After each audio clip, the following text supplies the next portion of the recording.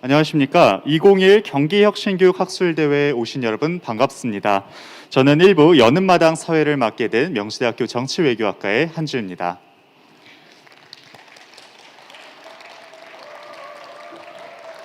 네, 이 자리에 계신 모든 선생님들과 유튜브로 함께 시청해 주시고 계신 많은 분들께서 혁신교육에 대한 열정과 깊은 고민을 가지고 있다는 것, 그것 하나만은 같은 생각이지 않을까 싶습니다. 이러한 자리에 초, 중, 고등학교를 모두 혁신교육과 함께 보냈던 제가 있는 것조차 정말 뜻깊고 가슴 설레오는 일이 되는 것 같습니다. 미래로 가는 길, 다시 또 혁신이라는 주제와 같이 미래의 혁신교육에 대한 선생님들의 많은 이야기를 함께 기대해 보겠습니다. 네, 교육감님께서 혁신교육 학술대회에 영상 메시지를 보내주셨다고 하는데요.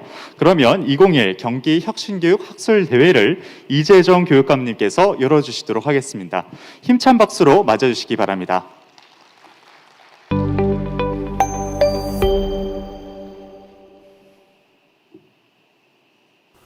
안녕하세요 여러분, 경기도 교육감 이재정입니다. 오늘 2021 경기 혁신교육 학술대회에 함께 해주신 여러분 진심으로 환영하고 감사를 드립니다. 오늘 우리 수원 컨벤션 센터에서 이런 학술대회를 경기도 교육청 단독으로 열게 되었습니다. 이 학술대회를 준비하신 여러분들께 깊이 감사를 드립니다.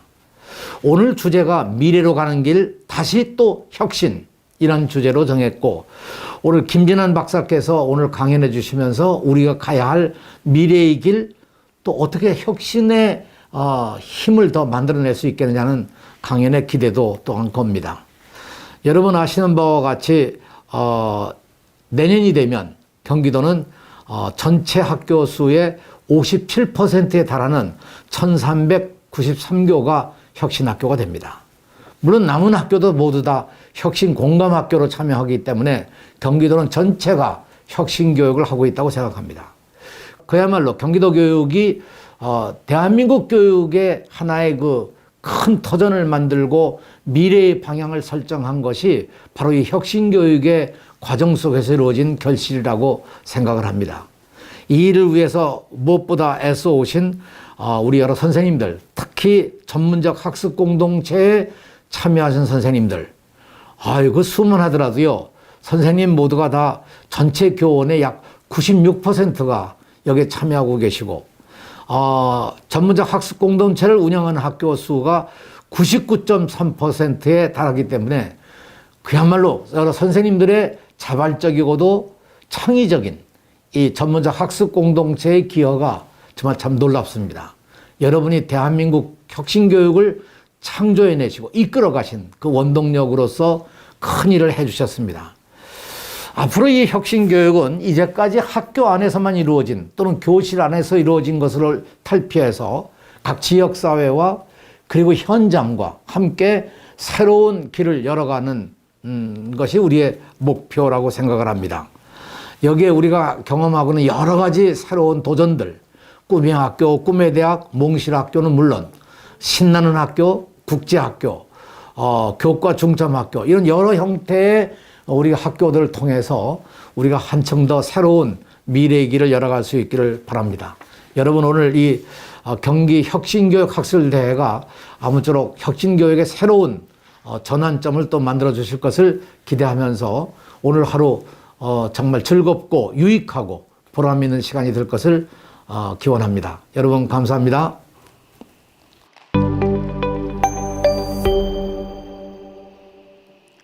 네, 이재정 교육감님의 혁신교육에 대한 따뜻한 메시지 잘 들었습니다. 감사합니다.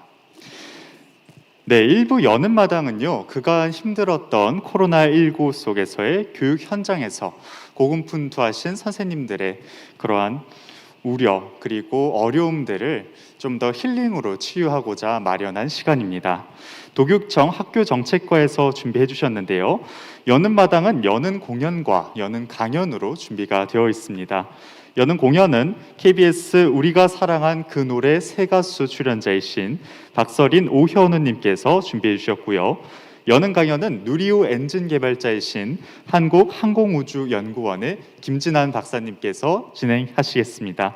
그럼 여능 공연을 시작하겠습니다. 큰 박수로 박서린, 오현우님을 맞아주시기 바랍니다.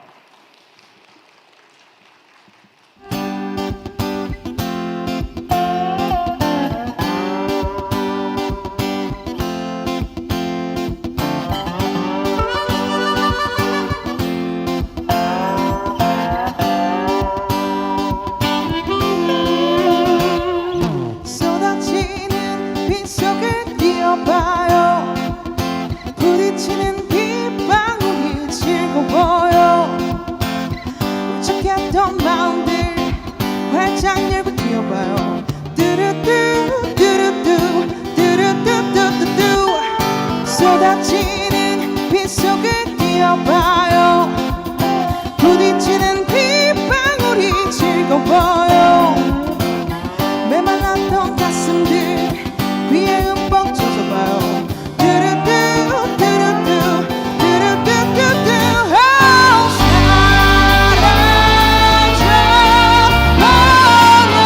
사라져버려라 슬픈 이야기.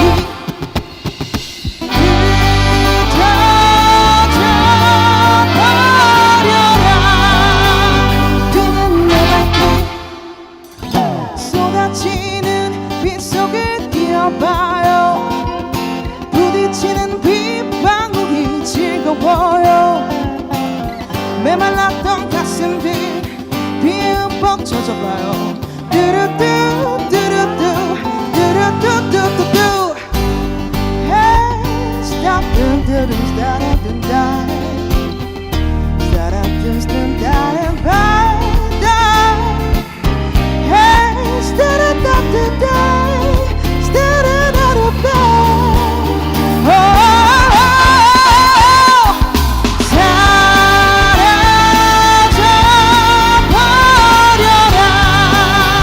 슬픈 이야기. 흩어져버려라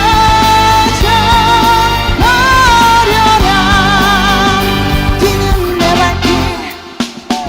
쏟아지는 빗속을 뛰어봐요. 부딪히는 빗방울이 즐거워요. 울적했던 마음들 활짝 열고 뛰어봐요. 뚜루뚜 뚜루뚜 뚜루뚜뚜뚜뚜. 쏟아지는 빗속을 뛰어봐요. 부딪히는 빗방울이 즐거워요. 메말랐던 가슴들 비에 흠뻑 젖어봐요. 뚜루뚜 뚜루뚜 뚜루뚜뚜뚜뚜.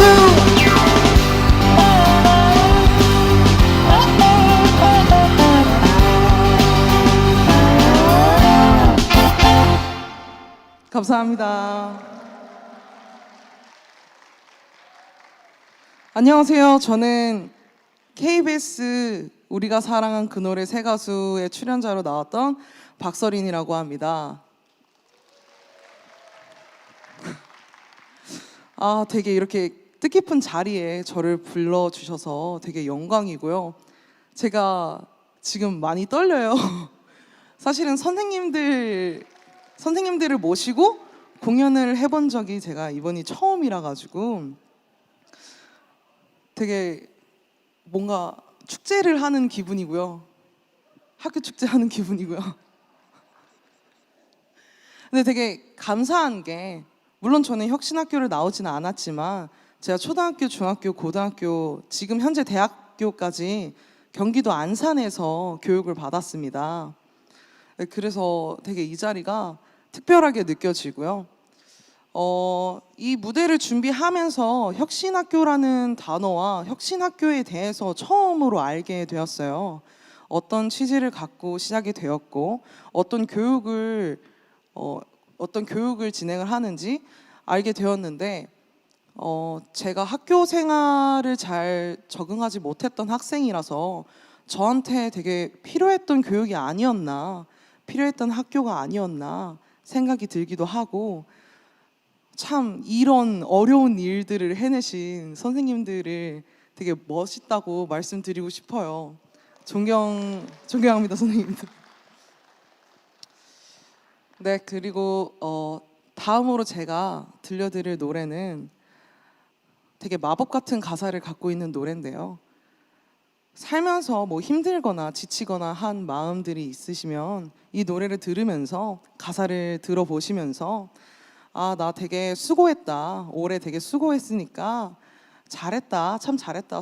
스스로에게 격려하는 시간이 되었으면 좋겠습니다. 그리고 저는 이 노래를 끝으로 다음으로 오연우 친구에게 무대를 넘기겠습니다. 감사합니다.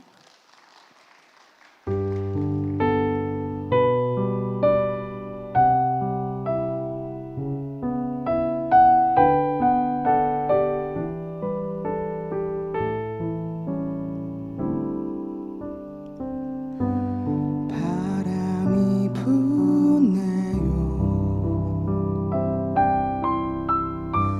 춥진 않은가요? 밤 깊어 문득 그대 얼굴이 떠올라 가슴 뛴 그대 미소 떨리던 그 목소리 많은 상처에 얼어붙은 내 마음 감쌌던 산다는 건 신비한 축복 분명한 이유가 있어 세상에 필요 없는 사람은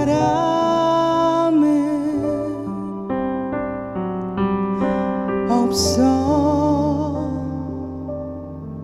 모두 마음을 열어요 그리고 마주봐요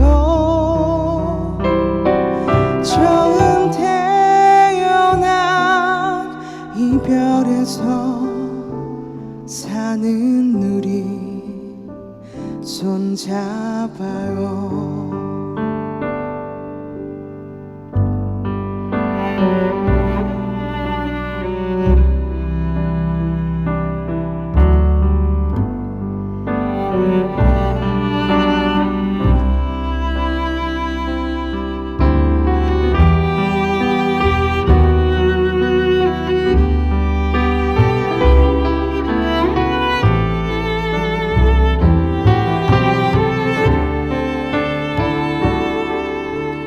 산다는 건 신비한 축복 분명한 이유가 있어 세상에 필요 없는 사람은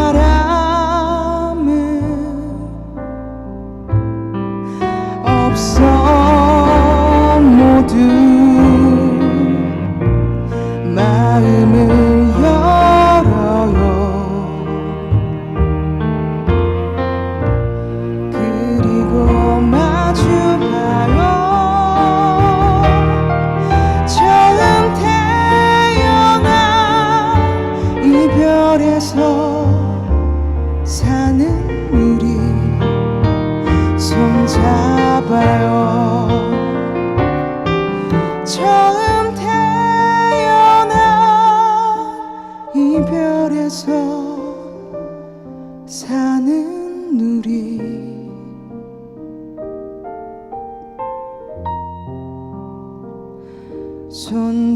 손잡아요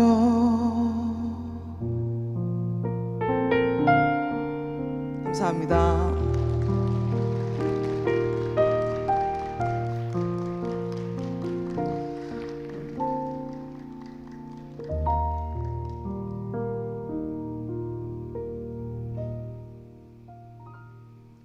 네, 다음으로는 제가 방송 때 함께 했던 동료를 한 분 모시겠습니다. 오현우 씨 나와주세요.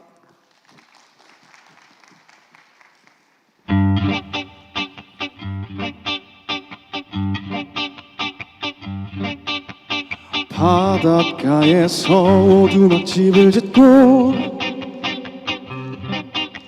사는 어릴 적 내 친구 푸른 파도 마시며 넓은 바다의 아침을 맞는다. 누가 뭐래도 나의 친구는 바다가 고향이 간다. 갈매기 나를 위해 시를 적어 띄우는 젊은 날 뛰는 가슴 안고 수평선까지 달려가는 꽃을 높이 올리자. 거친 바다를 달려라. 용일만 친구야.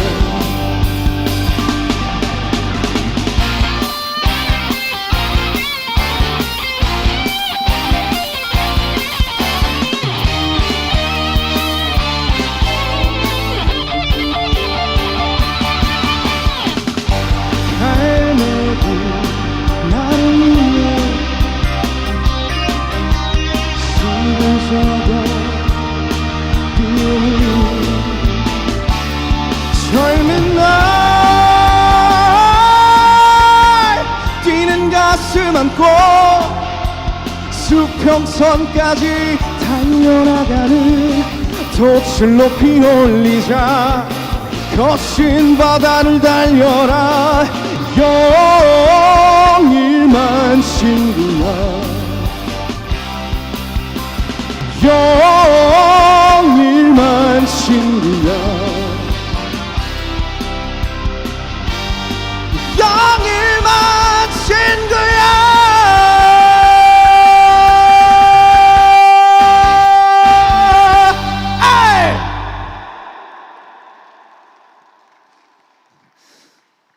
에이! 네, 안녕하세요. 반갑습니다. 저는 방금 전 나왔던 서리님이랑 같은 KBS 우리가 사랑하는 그 노래 새 가수라는 프로그램에 출연했던 오현우라고 하고요.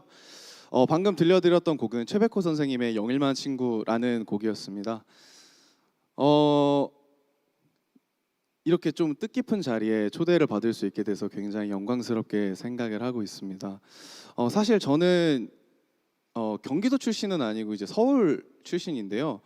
제 친동생이 혁신학교를 또 다니고 또 졸업을 했기 때문에 지금 생각해 보면 동생이 되게 공부나 학업 위주로 되게 힘들어 했었는데 혁신학교라는 그 교육 프로그램 덕분에 조금 더 자유롭고 본인이 할 수 있는 무언가를 찾을 수 있는 계기를 늦지만 하지만 올바르게 좀 찾아갈 수 있는 방향이 된 것 같아서 굉장히 감사하게 또 생각하고 선생님분들의 노고가 있었기 때문에 또 이 자리에 저도 서 있을 수 있지 않았나 싶습니다. 다시 한번 감사 말씀을 먼저 드리고 싶습니다. 이제 다음 곡으로 제가 준비를 한 건요. 이제 임재범 선생님의 이 밤이 지나면이라는 곡을 준비했는데요.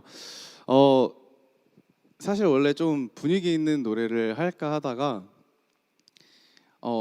아무래도 조금은 엄숙한 분위기가 연출이 되지 않을까 싶어서 조금은 신나는 노래로 가져와 봤는데 괜찮으실까요?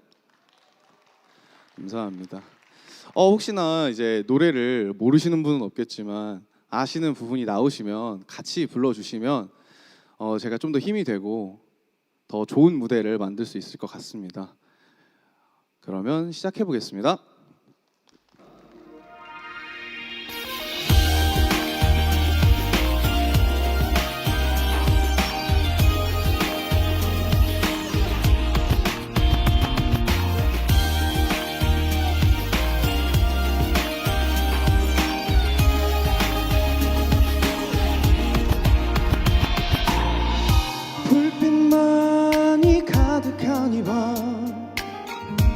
그대와 단둘이 앉아서 그대 모습을 바라보고만 있네.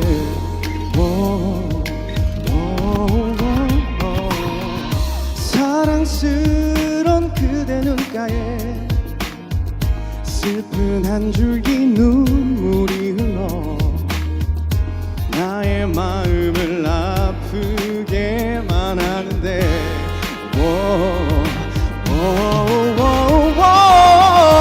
이 밤이 지나면 우리 또다시 헤어져야 하는데 아무런 말 없이 이대로 그댈 떠나보내야만 하나. 이 밤이 지나면 우리 또다시 헤어져야 하는데 아무런 말 없이 이대로 그댈 떠나보내야만 하나.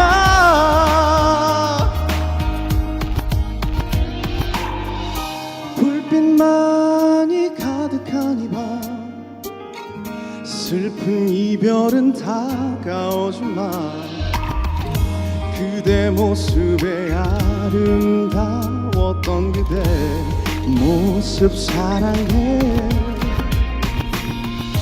이별이란 말은 하지만 그대 사랑을 느끼고 싶어. 나는 아직도 하고픈 말 많은데 다 같이 해볼까요? 이 밤이 지나면 우리 또다시 헤어져야 하는데 아무런 말 없이 이대로 그댈 떠나보내야만 하나. 이 밤이 지나면 우리 또다시 헤어져야 하는데 아무런 말 없이 이대로 그댈 떠나보내야만 하나.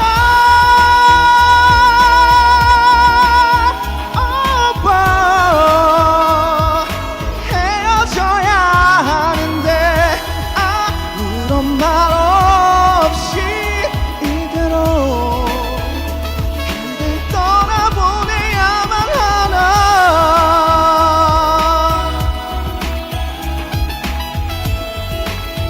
또다시 아무런 말 없이 이대로 그댈 떠나보내야만 하나.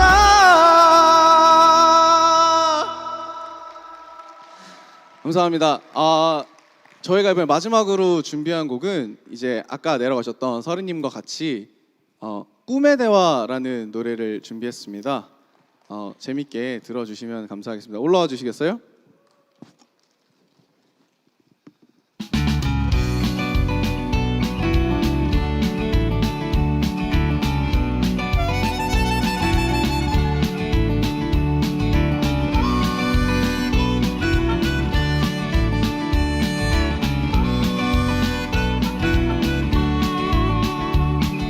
여러분 이 노래 다들 아시죠?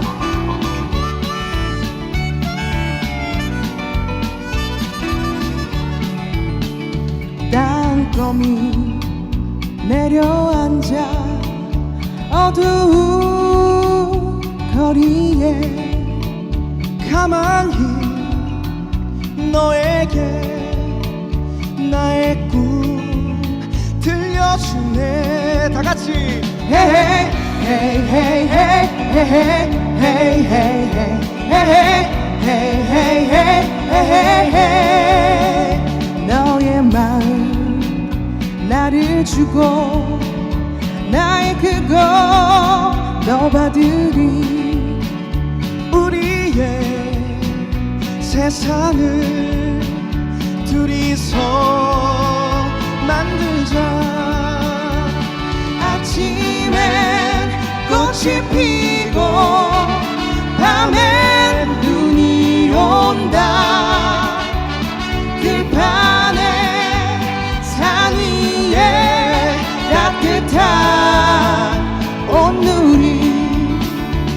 내가 제일 좋아하는 석양이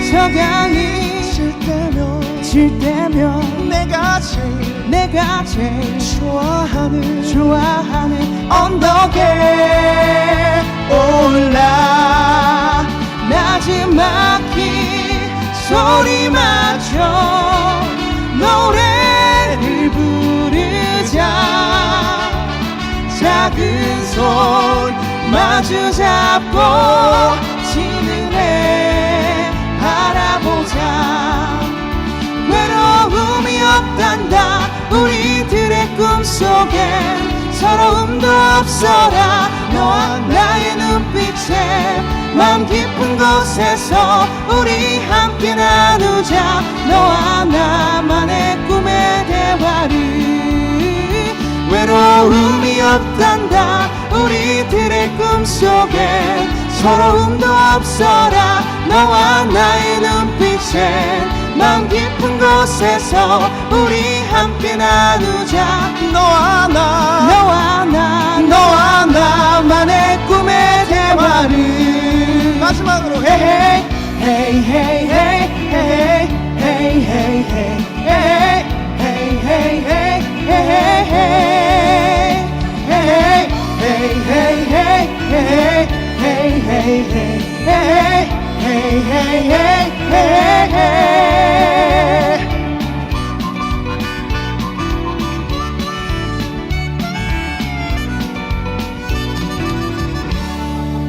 감사합니다.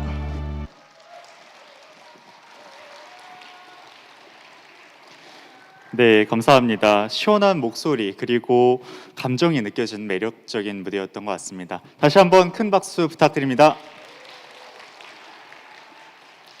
네, 여러분 여는 공연 재밌게 보셨죠? 정말 힐링이 되는 시간이었는지 잘 모르겠습니다. 이어서는요 여는 강연이 준비되어 있는데요 지방에서부터 저희 강연을 위해서 달려와 주셨다고 합니다. 누리호 엔진 개발자이신 한국항공우주연구원의 김진환 박사님이십니다. 김진환 박사님께서는요 오늘 누리호와 우주의 미래라는 주제를 가지고서 강연을 여신다고 합니다. 큰 박수로 김진환 박사님 모시겠습니다.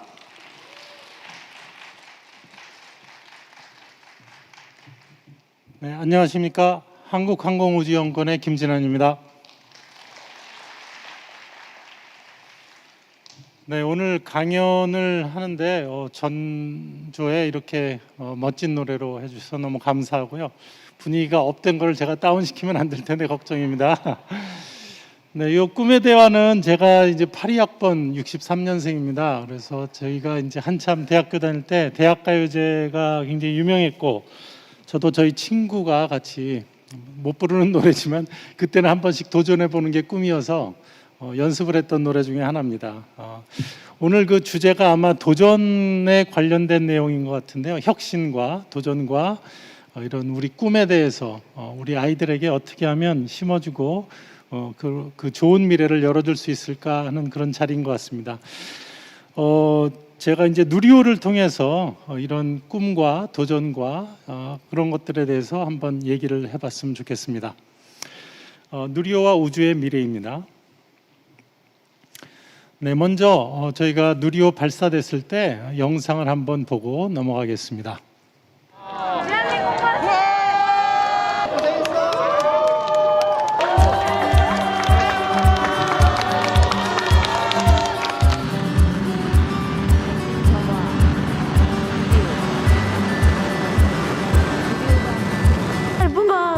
소름이 돋았어요.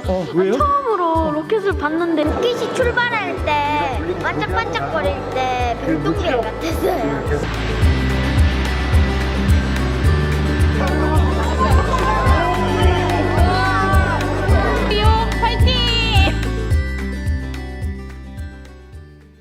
마지막 계단 하나가 남아 있다고 생각이 듭니다.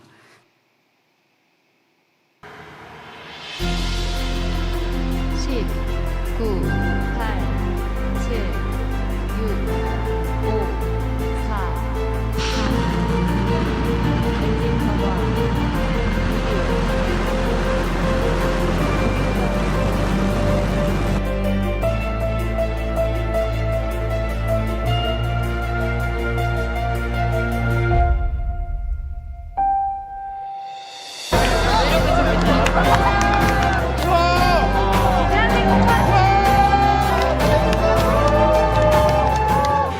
10년 전부터 되게 기대를 많이 해봤는데 거의 성공해서 지금 되게 기분이 좋고요.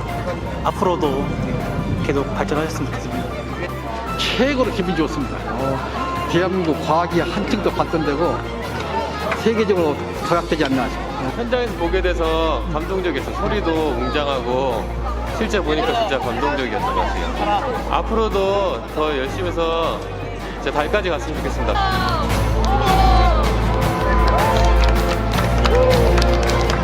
대한민국이 이렇게 혼자서 독자적인 기술을 발표하는 게 너무 자랑스럽고요.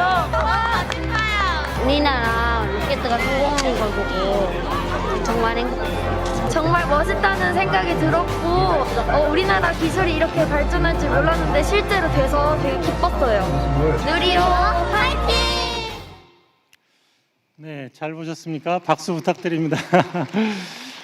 네, 사실 저희는 한국항공우주연구원에서 그 누리호를 성공시키기 위해서 열심히 했는데 그래서 과학기술과 이런 것들을 우리나라가 어느 정도 수준을 올려놓고 여러 가지 기술들을 우리나라에서 스스로 할 수 있는 것을 보여주고 여기까지만 생각을 했는데 이 아이들이 이렇게 보는 영상을 보고 누리호 날아가는 것보다 이걸 보면 제가 얼마나 기쁜지 모르겠습니다. 아이들이 특히 그 여자애가 말했던 게 뭐 독자 기술로 우리나라가 했다는 이 도대체 이 꼬마애가 그런 말을 입에 담고 생각을 한다는 게 진심으로 이렇게 나오는데 야, 이게 누리호 발사하는 게 단순히 기술의 문제가 아니구나. 아이들에게 꿈을 심어주고 이렇게 하는 거의 의미가 그런 의미에서도 굉장히 우리가 비록 2조 원을 썼지만 충분히 가치가 있다 이런 생각을 하게 됩니다. 미국에서는 지금 제프 베조스나 일론 머스크 이런 사람들이 어릴 때 그 달나라에 가는 것을 보고 자기들이 꿈을 키웠고 IT에서 번 엄청난 돈을 갖다가 이 우주에 쏟아부으면서 자기 꿈을 실현해내고 있습니다. 그러면서 미국이 이런 기계 산업이 굉장히 퇴화된 상태였거든요.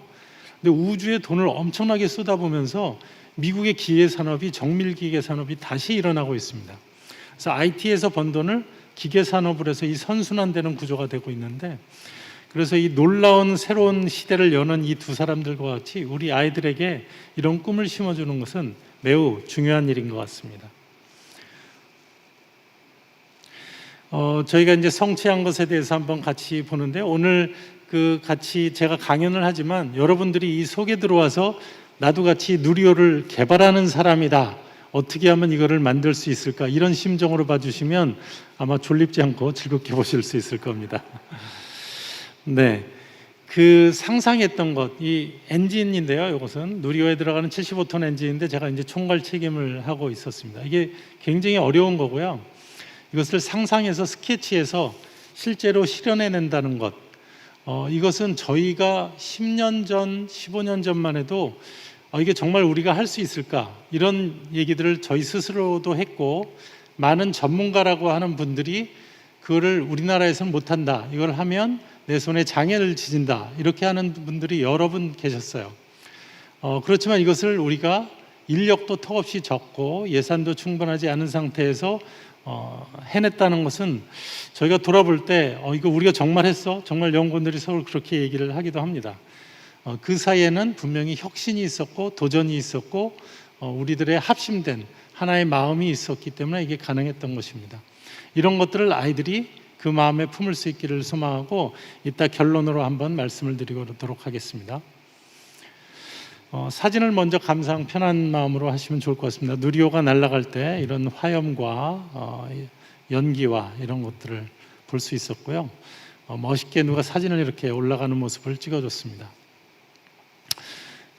제가 같이 연구 개발했던 엔진 개발했던 친구들인데 저와 같이 사진 찍고 같이 바로 여기 이제 엔진이 목표하는 날아갈 때 목표하는 시간이 한 145초가 되는데 그 145초를 만족시키고 시험을 딱 끝냈을 때 같이 사진 찍은 것입니다. 이날 같이 자축하는 저녁에 파티를 했는데 연구원들이 먼저 이제 식사 가고 전 한 10분 정도 늦게 설비를 한번 돌아보면서 바닥에 콘크리트 바닥에 이 지나간 화염이 지나간 자리에 저런 멋있는 모양이 있어서 제가 사진을 찍어놨습니다. 이걸 같이 나누기를 원하는 게 우리가 이렇게 힘들고 고난스러운 과정이 있었지만 성공 뒤에 이렇게 기쁨이 있고 이런 아름다운 어떤 벽화가 바닥에 그려질 수 있다라는 그런 것을 한번 보여드리고 싶었습니다.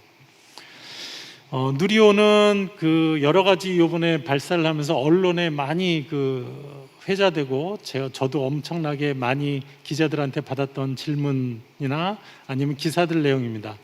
누리호의 그런 키워드들이 맨 땅에 헤딩을 했다, 순수 독자 개발이다, 세상의 극한 조건은 다 가졌다, 3300도의 고온과 영하 183도가 공존하는 극한의 시스템이다. 그리고 진동도 한 100G, 상상하기 힘들죠. 우리가 느끼는 중력이 1G거든요. 근데 이 누리호에서는 100G 정도 되는 진동 조건을 견뎌야 됩니다. 이것은 나사를 잠궈놔도 그냥 나사의 풀림 방지라는 시스템이 특별히 있는데 그냥 놔둔 상태에서 엔진을 작동을 하면 나사가 다 풀려버립니다. 그냥 아무리 세게 좋아도 그러한 진동 상태. 그리고 우리가 이것을 1.5톤 위성을 올릴 수 있는 드디어 세계 7번째 나라가 된다라는 것과 누리호가 날아가는데 한 16분 걸렸다. 그리고 기자들이 가장 물어보는 게 이거였습니다. 발사 전일까지 저한테 물어본 게 성공률 몇 프로입니까? 그래서 30%라고 언론에 다 났지 않습니까? 그게 현실적인 숫자고 제가 그거 이상은 말하기 힘듭니다. 그래도 다시 전화가 와서 그래도 김 박사님 그래도 성공률 알잖아요. 대충 어느 정도 될까요? 그래서 30%보다는 높은데 저도 그 이상은 저도 모릅니다. 저도 사람이기 때문에 이제 이렇게 얘기를 했던 기억이 있습니다. 누리호는 이제 여러 가지 기술적으로도 연소 불안정이라든가 그리고 또 기술적인 측면에서 MTCR 미사일을 한 국가에서 다른 국가로 주지 않는다라는 국제적인 규정이 있습니다. 그래서 누리호나 이런 미사일은 그 로켓은 기술을 들여올 수가 없습니다. 들여와도 아주 한정된 로우 레벨의 기술들만 들여올 수가 있어요. 그래서 나로를 하면서 우리가 러시아 사람들한테 로켓 그 자체는 아니지만 발사하는 과정이라든가 그리고 발사하는 지상 설비 이런 것들에 대해서는 우리가 일부 받을 수가 있었죠. 그리고 이때 이제 나로를 할 때 사실은 누리호를 미래를 준비해야 된다고 해서 누리호 지금 날아간 엔진은 사실 나로 때 30톤이라고 좀 작은 엔진을 개발을 하면서 미리 준비를 해왔습니다. 미래를 준비하지 않는 사람에게는 미래가 없는 것입니다. 우리 아이들도 미래를 준비하면서 이런 것들을 나갈 수 있도록 해주는 것은 매우 중요할 것 같고요. 그 당시에 손에 장을 지진다 그래서 시험 발사체 우리가 성공했죠. 그리고 엔진을 하나는 성공했지만 4개를 묶어서 같이 조합을 하면서 조화를 이루는 이런 것들이 가능할까. 그리고 탱크의 두께가 굉장히 얇은데 그리고 또 일당 100 우리 연구원은 250명밖에 안 되는데요. 중국 같은 데는 로켓 하나 만드는데 5만 명이 붙어서 한다고 합니다. 일본 같은 경우에는 한 3,000명 정도 됐었고요. 미국, 러시아 이런 데는 한 2만 명 정도가 붙어서 하는데 우리는 250명 연구원과 산업체가 같이 했습니다. 1년 정도 저희가 지연을 하는 기술적인 문제를 겪었었죠. 이것은 이 영상을 한번 보여드릴 텐데요. 이것은 제가 그 당시에 사람들이 엔진을 못한다는 이유 중에 가장 큰 이유 터보 펌프라는 건데 요것 때문에 우리나라 못한다라고 전문가들이 많이 하고 내 손에 장을 지진다라고 했었는데 2007년에 제가 이거를 만들었어요. 연구원들과. 근데 이제 우리나라에는 설비도 없었어요. 그 당시에. 그래서 기본이 좀 안 돼 있는 건데 그래서 러시아에 걔들이 기술은 가르쳐주지 않지만 우리가 들고 가서 걔네 설비에다 놓고 시험은 해줍니다.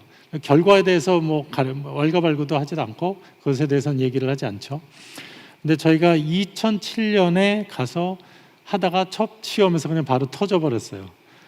그리고 2008년 1년 뒤에 다시 열심히 다시 설계하고 연구원들과 해서 만들어서 가서 시험을 한 장면 2장면이 대비가 될 텐데 이때 탁 터지고 나서 저의 심정은 이거 뭐지? 그러면서 내가 어디까지 온 거지? 성공이 100이면 내가 10에서 터졌는지 50에서 터진 건지 아니면 90까지 왔는데 한지 아무도 가르쳐주지 않는 그 막막함 그것이 굉장히 제일 어려웠었던 것 같습니다. 그렇지만 끝까지 우리가 도전해 했을 때 성공을 하게 되었습니다. 한번 영상을 같이 한번 볼까요?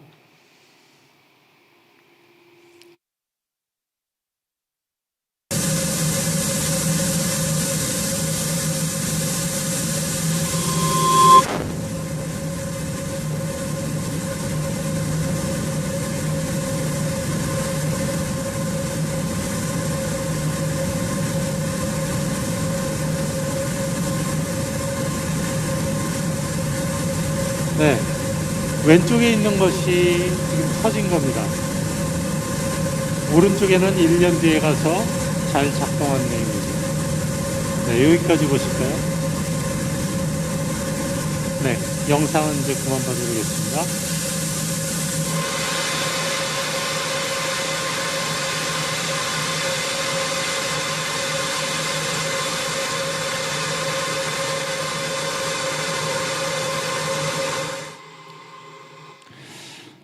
네, 요것이 터졌을 때 여러분들이 만약에 가져가서 터졌다고 생각을 해보세요. 그런데 우리나라에 돌아오면 이제 엄청난 이제 비난의 화살을 맞을 수도 있는 그런 상황이어서 굉장히 스트레스 받는 일이었지만 1년 뒤에 가서 해냈다는 것은 큰 기쁨이었습니다. 로켓을 왜 만들까요? 로켓은 군용으로 사용할 때 이제 미사일로 사용하는 경우도 있지만 지금 이제 대개 모든 국가가 사용하는 것은 국가의 눈을 갖기 위한 것입니다. 결국 위성을 지구 위에 올려서 그 눈을 통해서 항상 지구를 쳐다보고 우리가 여러 가지 것들을 관찰하기 위해서 하는 거죠.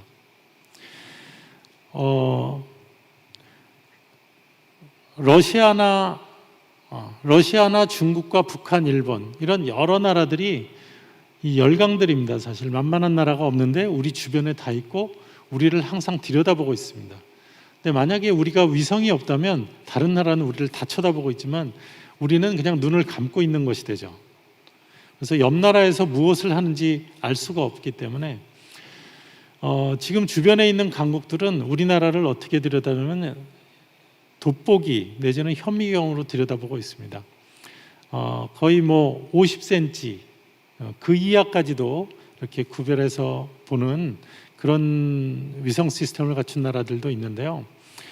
만약에 위성이 없다면 아무리 우리가 잘 싸우고 군사력이 좋다고 해도 아마 눈을 감고 있기 때문에 멀리서 만약에 돌팔매질을 한다면 맞을 수밖에 없겠죠. 그래서 한 국가가 눈을 갖는다는 것은 안보 측면이라든가 여러 가지 과학기술 측면에서 매우 이제 중요한 시대가 됐습니다. 위성의 종류 이런 건 뭐 금방 넘어가도록 하겠지만 여러 가지 관찰하는 과학적 목적과 그리고 기상위성, 우리가 기상위성의 천리안으로 요새 보고 있습니다. 우리나라도. 그리고 군사, 그리고 그 GPS, 앞으로는 이런 것들 통해서 또한 자율주행이 될 수 있는 시대가 오게 됩니다. 위성은 이제 어떤 무게로 보면 100kg 미만짜리부터 1.5톤, 우리나라가 가장 많이 사용하는 게 1톤에서 1.5톤 올리고 있고요. 이 위에 뭐 몇 톤짜리 위성들도 많이 올라가 있습니다. 그래서 궤도로 보면 우리 지구에서 한 200km에서 3000km까지 올려놓는 걸 대개 저궤도 위성이라고 하고 그 위에 정지궤도 위성이라고 해서 35,000km까지 올려놓습니다. 정지궤도 위성은 지구와 같이 자전을 하기 때문에 항상 우리 머리 위에 있어서 천리안 위성 같은 건데 우리나라의 기상을 항상 관찰을 해줘서 직접 알려주고 통신 위성 같은 것들이 항상 머리 위에 있어서 계속 통신을 하게 되는 중요한 위성입니다. 누리호의 비행에 대해서 이제 한번 우리가 좀 살펴봤으면 좋겠습니다. 누리호는 1.5톤급, 조금 아까 말씀드린 저궤도 실용위성을 우리나라가 발사하는데요. 실용위성이라 하면 올려놓고 지구를 관찰하면서 여러 가지 우리가 필요한 데이터를 얻어서 과학적 목적으로 사용할 수도 있고 여러 가지 이웃 나라가 뭘 하는지 들여다볼 수도 있고 이런 해상에서 이런 기후 변화가 어떤지 이런 것들도 같이 볼 수가 있습니다. 이러한 위성을 발사를 우리가 하려고 그러는데 여기 지도를 잘 보시면 우리나라가 지정학적 위치로 남쪽으로 위성을 쏴야 됩니다. 서쪽으로는 쏘고 싶어도 뭐 중국 이런 거 하고 동쪽으로 쏘는 게 가장 좋은데 동쪽으로 쏘는 것은 일본과 이런 열도가 있기 때문에 쏘기가 만만치가 않습니다.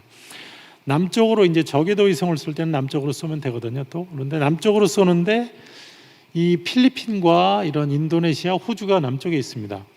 그런데 우리가 다행히 그나마 이렇게 창문이 저 윈도우가 보이시잖아요. 저렇게 열려 있어요. 저 방면으로 발사를 하면 되거든요. 그래서 다행히 나라가 많지 않기 때문에 그 방향으로 발사를 하고 중간에 여러분들 언론에서 봤지만 1단 떨어뜨리고 페어링 분리하고 2단 떨어뜨리고 할 때 조 바다 위에 딱딱 사람이 많지 않은 지역에 떨어뜨리게 됩니다. 우리가 이것을 이제 사람이 많지 않은 지역에 사람이 맞을 확률, 그래도 사람이 존재하니까 확률이 10의 마이너스 6승 이하 정도 돼야 되거든요. 그래서 그런 것들을 우리가 검증을 해서 국제기구에 통보를 합니다. 몇 날 며칠에 우리가 발사를 하는데 우리가 이렇게 계산을 해보니 사람이 맞을 확률은 얼마 안 되고 이 윈도우를 벗어나면 우리는 누리호를 자동 폭파시킬 거다. 안전상 이렇게 이제 통보를 합니다. 이 더 자세한 그림 보시면 우리나라가 사실은 저 맨 끝에 꺾어진 부분으로 그 방향으로 발사를 해야 되는데 지금 말씀드린 바와 같이 바다에 떨어뜨리고 가야 되기 때문에 약간 꺾어서 쭉 남쪽으로 가다 꺾어서 이제 원래 원하는 방향으로 가게 돼요. 그래서 이제 누리호 측면에서는 좀 손실이죠. 손실이지만 우리는 이렇게 발사할 수 있는 것만 해도 정말 다행이다, 감사하다라고 생각합니다. 그래서 저런 방향으로 발사를 했고요. 발사 시나리오를 보시면 발사하고서 1단 떨어뜨리고 페어링, 이제 고도가 높아지면 이제 2단에서 이제 그 페어링을 열어서 위성 덮개를 버려줍니다. 그리고 그 다음에 이제 계속 날아가서 2단 떨어뜨려주고 이제 위성을 원하는 궤도에 넣어야 되는데 저희가 이번에 실패한 거는 다 됐는데 그 고도까지도 됐는데 그 속도를 내주지 못했어요. 3단 엔진이 끝까지 탔어야 되는데 3단 엔진을 컴퓨터에서 정지시켰어요. 그 정지시킨 이유는 그 엔진 원래 작동하는 영역에서 탱크에서 보내주는 압력이 떨어져서 엔진이 더 이상 작동하면은 위험 지역에서 작동하게 되니까 폭발 사고가 날 수도 있거든요. 그래서 이제 사실은 탱크의 문제였지만 엔진을 미리 정지를 시킨 겁니다. 컴퓨터가. 네, 한번 그 날아가는 걸 제가 한번 영상을 보면서 보여드리겠습니다. 이제 왼쪽에 있는 것이 지금 이륙하는데 왼쪽에 있는 것이 1단에 여러분들이 매달려 있다고 보시면 되고 그 아랫게 2단에 매달려 있다고 보시면 되고 오른쪽 거는 그 내부 영상입니다. 조금 이따 이제 1단 분리됩니다. 1단이 분리되면 1단 외부에 있는 건 떨어져 나가서 없어지고 2단에서 지금 아래쪽에서 떨어지는 게 보입니다. 저게 이제 1단이 떨어지는 장면이고요. 이제 계속 날아가다가 2단에 점화가 돼서 2단이 계속 날아가다 이제 페어링을 분리하게 되죠. 위성 덮개를 벗겨주는데 왼쪽 위에 것이 벗겨져서 지금 깜깜한 게 보이고 아래쪽에 지금 떨어지는 거 보이죠. 계속 날아가다가 이제 2단이 떨어지게 되니까 아래 화면 2개는 2단 로켓과 같이 떨어집니다. 깜깜해질 거고요. 그러면서 오른쪽 위에 3단에 있는 애가 아래를 쳐다보기 때문에 2단이 떨어지는 게 오른쪽에 보이죠 지금. 그래서 3단이 지금 엔진이 점화됐습니다. 그 다음에 이제 위성을 실제 이번에는 위성이 아니지만 위성과 똑같은 무게 1.5톤의 모사체를 정확하게 분리를 해줬습니다. 안녕. 네, 지금 가고 있고요. 네. 그래서 다음 내년 5월에 발사를 다시 할 텐데 그때는 아마 모든 것이 잘 돼서 성공할 것으로 기대를 하고 있습니다. 누리호에 대해서 조금 더 설명을 드리겠습니다. 누리호는 1단과 2단과 3단으로 이렇게 구성이 되어 있습니다. 1단에는 여러분들이 많이 들은 것 같이 엔진이 75톤짜리가 4개가 있어서 한 300톤 정도의 추력을 내고 그 다음에 2단에는 75톤 하나, 맨 위에는 7톤 하나가 달려 있습니다. 이렇게 하는 이유는 위성을 궤도에 넣어주는 게 1.5톤이지만 이 추력은 지상에서는 300톤을 내줘야 되는 거예요. 왜냐하면 지구 중력을 이기고 날아가야 되기 때문에 300톤을 하면 우리가 G로 중력 가속도가 한 1.5G 정도 되는데 이제 날아가게 되고 만약 중력 가속도가 7G, 10G가 넘어가게 되면 위성이 그때 견디기가 힘들기 때문에 또 그런 것들을 중력 가속도가 너무 발사체의 속도가 너무 가속이 빨라지지 않게 그렇게 우리가 설계를 다 하게 됩니다. 그래서 만약에 이제 저희 많이들 물어보세요. 왜 1단으로 하지 않고 중간에 떨어뜨리느냐? 그래서 제가 이제 언론에 나와서 방송에 나와서 한번 얘기한 적이 있는데 큰 물통에 물을 하나 크게 지고 그게 끝까지 가는 게 사막을 건너는 게 편할까요? 아니면 물통을 여러 개 해서 먹고 마시고 버리고 하면서 맨 나중에는 조그만 물통만 가져가면 편할까요? 이렇게 비유를 했는데 사실은 이게 중력을 이기면서 날아가면서 무거운 거를 떨어뜨리고 해야 이게 효율적인 시스템입니다. 그래서 그래야 가장 무거운 무게의 위성을 올릴 수 있는 시스템이죠. 이제 우리 과학자들이 다 계산을 합니다. 여러 가지 엔진 성능과 여러 가지 볼 때 요거는 3단이 좋겠다, 요거는 2단이 좋겠다, 이런 것들을 이제 해서 우리는 3단으로 했죠. 그 누리호와 나로호에 대해서 많이 물어봅니다. 나로호는 우리가 일단 잘 아시다시피 러시아에서 들여와서 1단이 그때는 기술이 없었기 때문에 1단은 들여오고 2단은 우리가 고체, 액체 기술이 없었어요. 고체로 하고 그 다음에 위에 인공위성을 달아서 우리가 발사를 해서 2번 실패하고 3번 만에 성공을 했습니다. 그때 국민들께서 많이 응원을 해주셔서 다행히 끝까지 성공하고 좋은 결과를 냈고요. 어떤 일부 사람들은 나로호를 일부러 2번 실패한 거 아니냐 이런 얘기도 합니다. 왜냐하면 나로호 실패하면서 엄청나게 배웠어요. 러시아 사람들이 기술을 안 가르쳐 주는데 우리랑 서로 이제 대화를 할 수밖에 없거든요. 우리가 볼 때는 데이터로 볼 때 너희 러시아 게 잘못된 것 같은데, 그리고 러시아 사람들은 우리한테 너희 게 잘못된 것 같은데, 그럼 너희 데이터 내놔봐. 우리도 데이터 내놓게. 그래서 얘기를 하다 보면 거기서 이제 또 배우게 되고 우리가 또 우리 시스템에 대해서 이잡듯이 다시 또 보고 고치고. 그래서 우리가 실패하는 것은 굉장히 중요하다. 실패는 성공으로 가는 과정이다. 우리 아이들이 만약에 실패를 하면 절대 집에서도 부모님이나 저 선생님들 그렇게 하시지 않으시겠지만 아이들한테 격려를 해주세요. 잘했어. 실패를 해야 네가 알게 되는 거야. 실패해봐야 돼. 일부러라도 실패를 해볼 수 있게 그렇게 도전적으로 하게 하는 것은 굉장히 중요한 것 같습니다.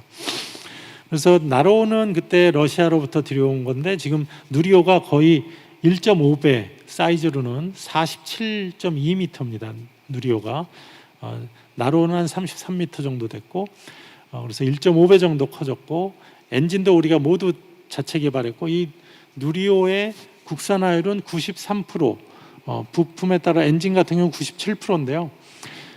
이것이 나머지 퍼센트도 우리가 개발을 못해서 하는 게 아니라 그냥 일반적으로 살 수 있는 부품들이기 때문에 그거는 국산하지 않고 가져오는 것입니다.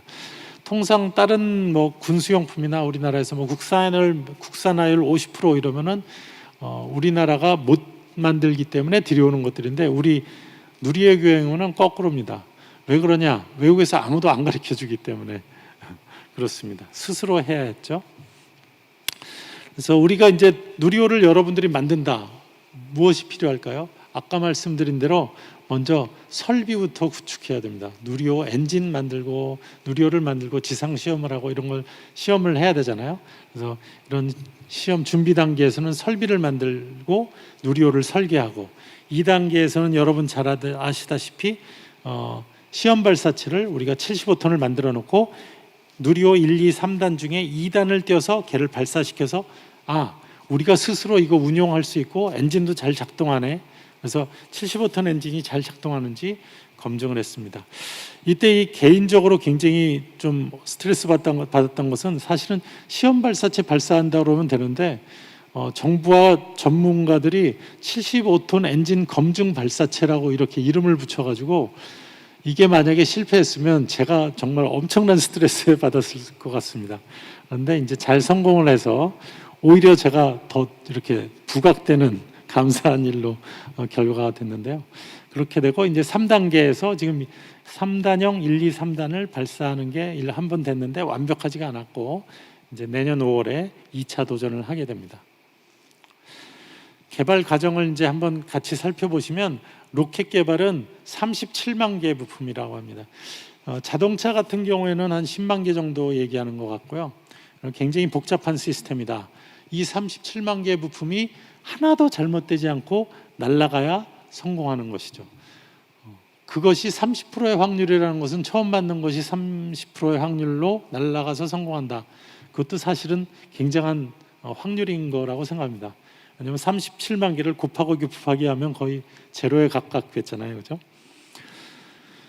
이것이 이제 로켓 개발 과정은 설계, 제작, 시험, 실패, 이것을 계속 반복하는 과정입니다. 우리가 삶과 똑같아요. 우리가 아침에 오늘 뭐 해야지, 할 일이 뭐 있구나, 내가 그럼 가서 뭘 해야 되네, 이런 설계를 먼저 하고 시작하잖아요. 그러면 내가 실제 가서 행하는 일이 이제 제작인 거고, 그것을 해봐서 안 되고 안 되고 이런 시험과 실패를 겪는 우리의 삶이 설계, 제작, 시험, 실패, 이런 과정을 통해서 결국은 성공을 얻어내는 과정이라고 생각합니다. 그 중에 특히 엔진이 어려운 이유, 언론에 많이 나왔습니다. 엔진은 극한 조건을 다 가졌다. 영하 183도의 온도와 3300도의 온도가 공존하는 기계다. 이게 사실 세상에 존재하는 화석연료의 엔진 중에 가장 그 컴팩트한, 가장 작은, 그렇지만 복잡한 시스템입니다. 그리고 이 엔진은 제가 개발하면서 굉장히 민감하고 예민하고 아주 다혈질적인 그런 제품이라고 볼 수 있어요. 조금만 마음에 안 좋게 해주면 팡 터져버리고, 아주 좋게 해주면 멋있게 불꽃을 냅니다. 먼저 연소 불안정 상태에서 파괴된 걸 한번 잠깐 보시죠. 지금 나온 것이 바로 터진 겁니다. 다음 영상에서 보시면, 계속 보시면 반대편에 건물에 있는 건데, 건물에 있는 카메라인데 그것이 완전히 흔들리는 것이 보시죠. 터졌습니다. 시간 주지도 않습니다. 그냥 바로 터져버립니다. 이런 제품을 가지고 우리가 개발을 해야 했던 것이고, 큰 폭발을 요거 한 번, 그리고 엔진 레벨에서 한 번, 딱 2번 났고요. 나머지는 잘 됐습니다. 해외에서는 엔진 개발이나 발사체 개발하면서 거의 1명, 2명 내지는 옛날에는 뭐 몇십 명씩 죽은 그런 사례인데, 우리는 인명 피해는 하나도 없이 잘 했다는 게 얼마나 감사한 일인지 모르겠습니다. 오른쪽에 한번 우리가 75톤 엔진을 성공하는 장면 143초 한번 같이 보시도록 하겠습니다.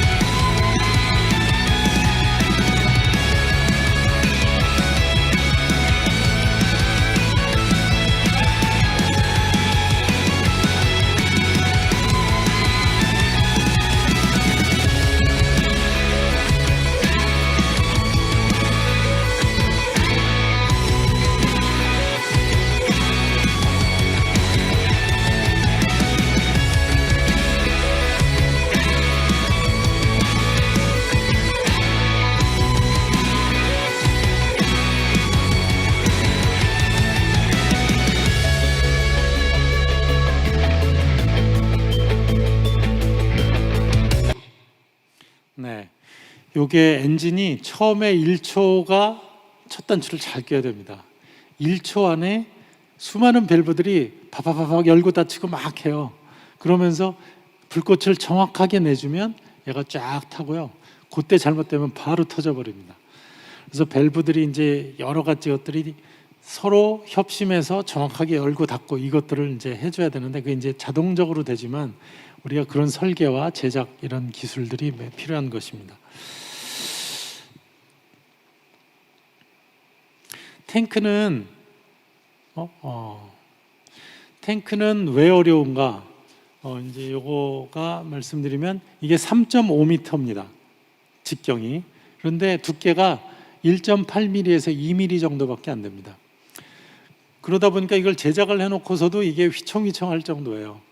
이것을 알루미늄으로 돼 있어요. 이게 만약에 스테인레스나 이런 것들로 돼 있으면 용접을 해도 잘 되지만, 이 얇은 것을 알루미늄은 저온에서 쉽게 이제 휘고 이러기 때문에 이것을 용접을 하는데 아무 우글쭈글해지는 것이 없이 잘하는 기술이 굉장히 중요합니다.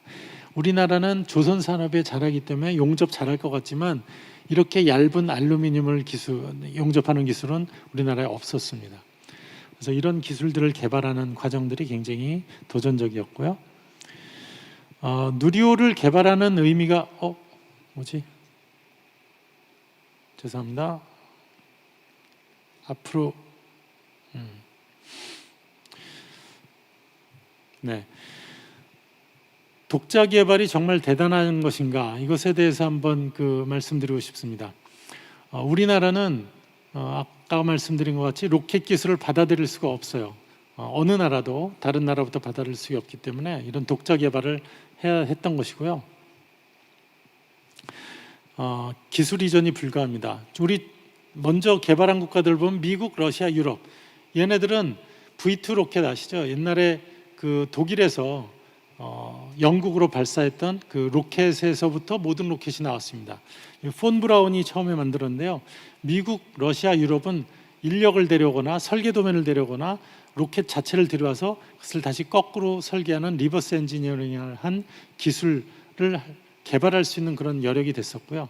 일본, 중국, 인도는 미국이나 러시아로부터 기술을 들여온 사례입니다. 전격적으로 도입을 했고요. 이란이나 북한 같은 경우에는 스커드 미사일 많이 들어보셨죠? 구소련 미사일을 갖다가 자기들이 배워서 그것을 업그레이드한 케이스고요. 이스라엘은 이제 고체 발사 기체이기 때문에 좀 다른 케이스고, 이런 모든 나라들이 딴 나라부터 배운 사례가 있습니다. 근데 우리나라는 그런 것이 전혀 없었죠. 그래서 어떻게 했나요?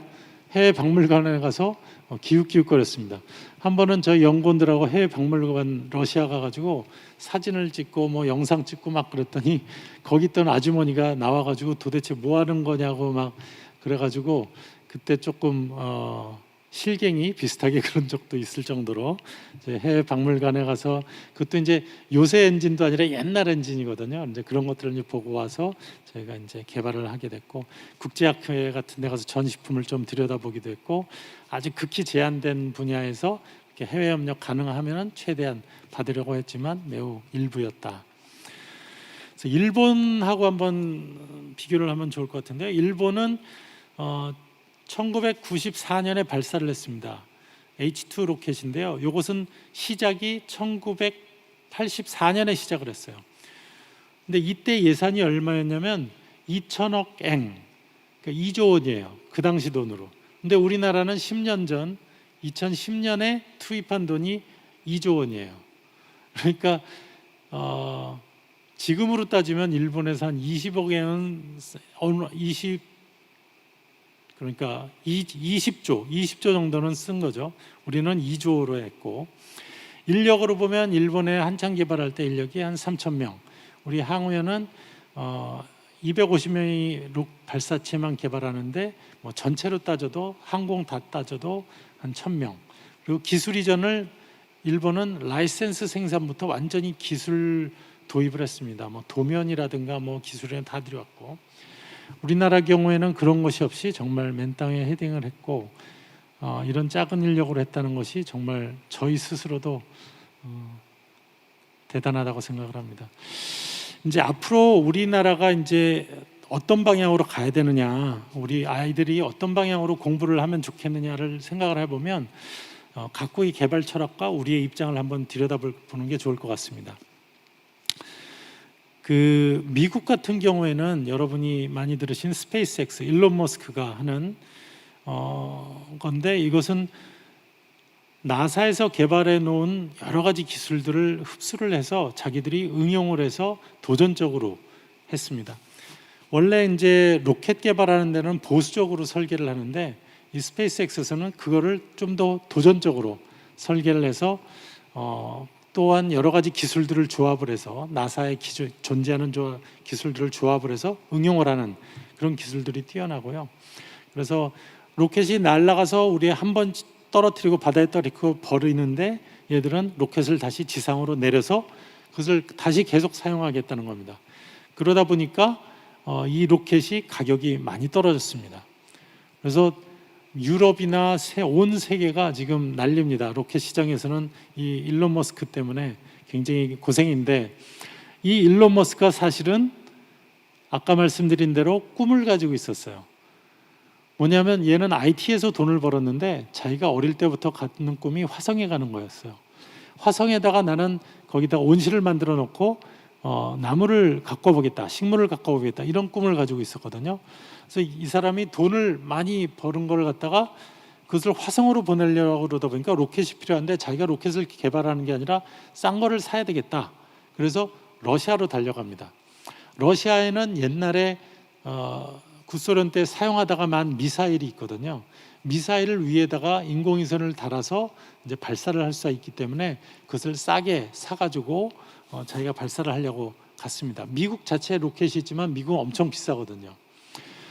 근데 러시아에 가서 이 사람이 살려고 그랬는데 그 러시아 사람들이 일론 머스크를 우습게 봤습니다. 그땐 굉장히 젊었잖아요. 너 애송이 같은 애가 와가지고 로켓 달라고 그러는데 네가 뭘 한다고 그래. 그래서 그래도 팔아라. 알았다. 근데 그 다음 만날 때 계속 가격을 올리는 거예요. 조롱을 하면서. 그러다 보니까 일론 머스크가 이제 머리가 약간 뚜껑이 열렸습니다. 근데 이 사람이 굉장히 비즈니스 마인드가 굉장히 뛰어난 것 같아요. 자기가 돌아와서 계산을 해봤대요. 주판을 두들겨 보니까 야, 이거 굉장히 남는 시장이네. 내가 이거 발사해서 성공만 하면 내가 여기서 여태까지 다른 회사들이 먹던 거품을 싹 자기가 먹을 수 있겠다. 남는 돈을 자기가 가질 수 있겠다. 이런 비즈니스 마인드로 자기가 주판을 땡겨보고 그 돈을 갖다가 거기다가 베팅을 합니다. 그런데 한 번, 두 번, 세 번 다 실패했어요. 그래서 이 사람이 파산 직전에까지 이릅니다.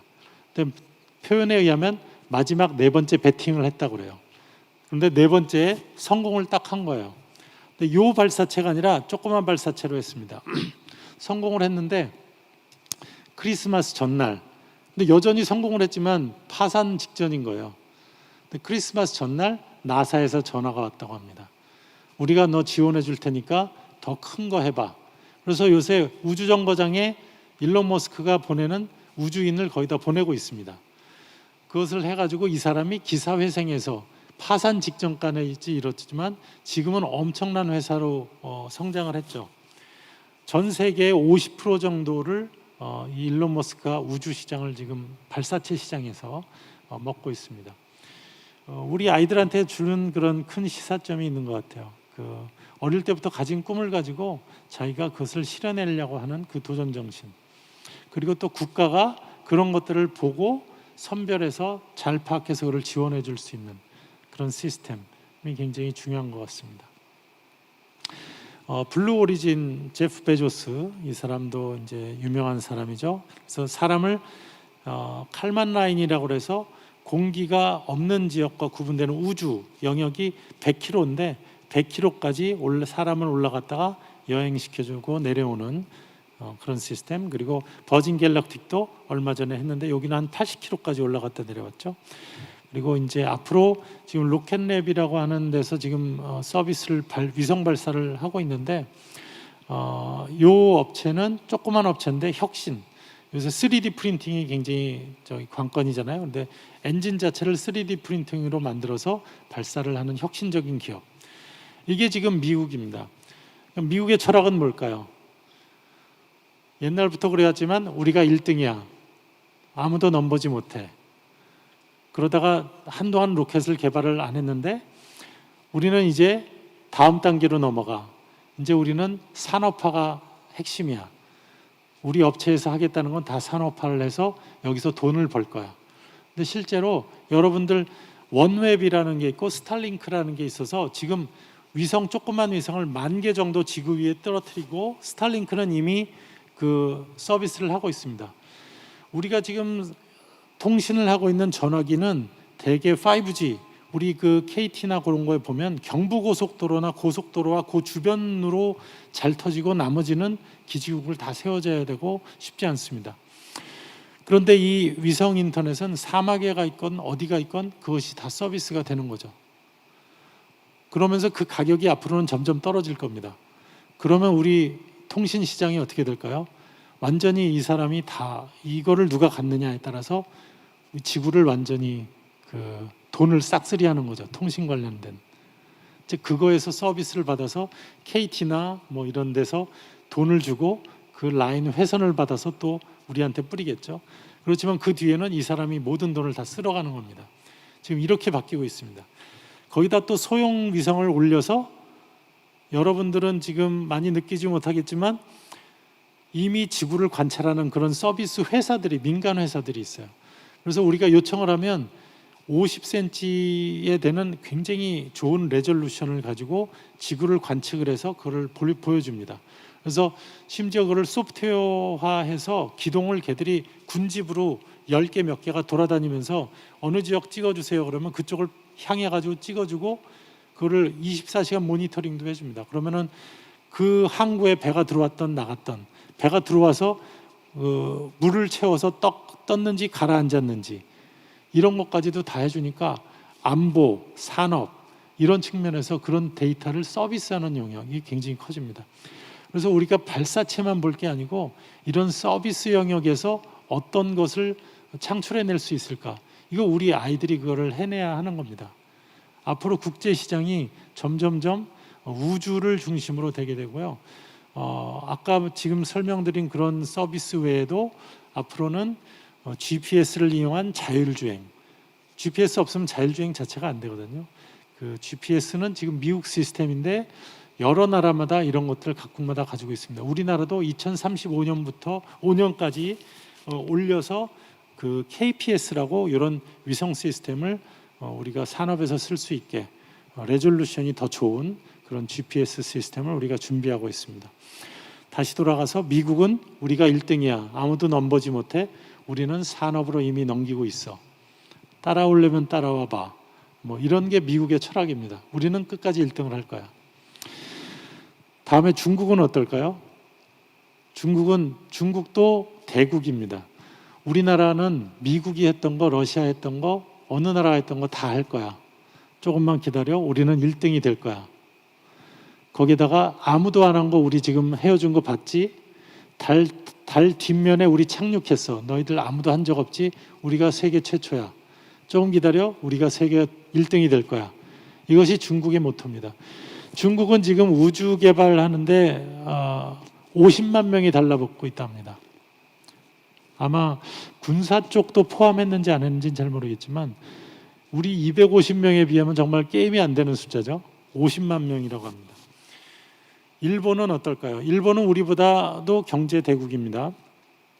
그렇지만 일본과 유럽은 사람을 우주에 보내는 건 하진 않습니다. 중국도 우주에 보내고 미국도 우주에 보내고 러시아도 자체적으로 우주에 보냅니다. 근데 일본이나 유럽은 자체적으로 보내진 않고 미국이나 이런 러시아에다가 의뢰를 해서 우주인을 보냅니다. 그 이유는 사람을 우주에 보내는 것은 굉장히 다양한 기술이 필요하고 돈이 엄청나게 들어가거든요. 보통 로켓을 개발하는 비용보다 10배는 더 든다고 보시면 됩니다.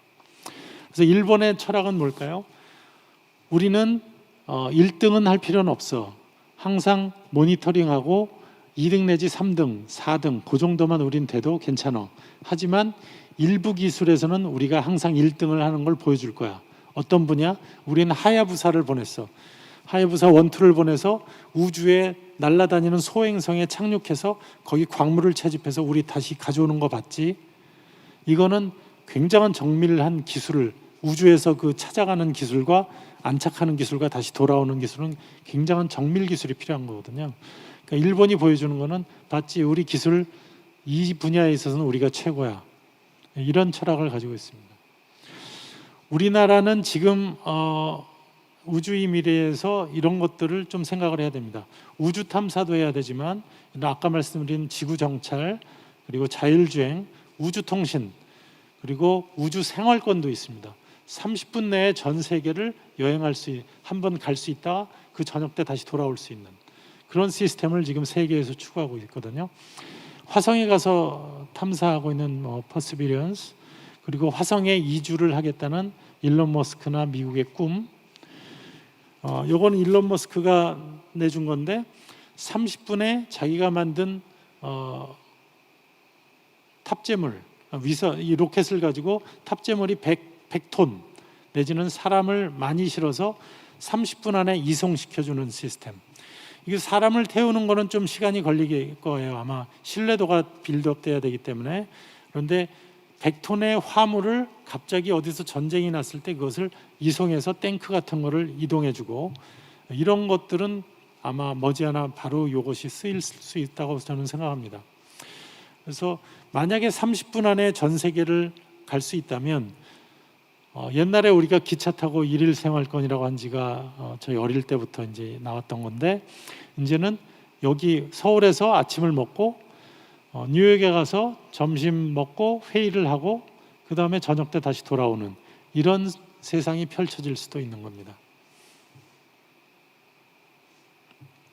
우리나라는 이제 KPS라고 해서 아까 말씀드린 대로 35년까지 이 위성 시스템을 구축을 해서 자율주행이나 이런 것들, 그리고 지금 GPS는 한 20m 정도까지 잘 모르거든요. 우리가 운전할 때 내가 이 길에 있는지 고속도로에 있는지 고속도로 옆길에 있는지 그걸 헷갈려 합니다. 하지만 이게 되면 그것도 정확하게 알려주는 시스템.